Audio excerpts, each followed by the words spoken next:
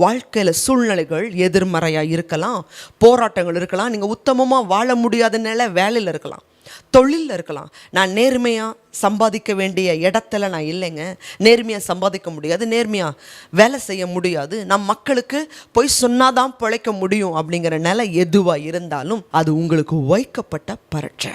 அதில் உங்கள் விசுவாசத்தை செயலில் காட்டுங்க.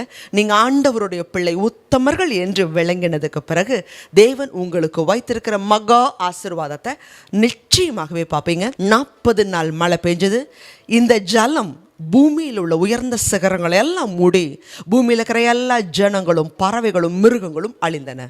நோவோடைய பேலில் இருக்கிற மிருகத்தையும் பறவையும் தவிர எல்லாம் அழிஞ்சது. சொத்துக்களை வித்தாரு, ஆனால் இப்போ பேலையிலேருந்து கால் வைக்கிறாரு.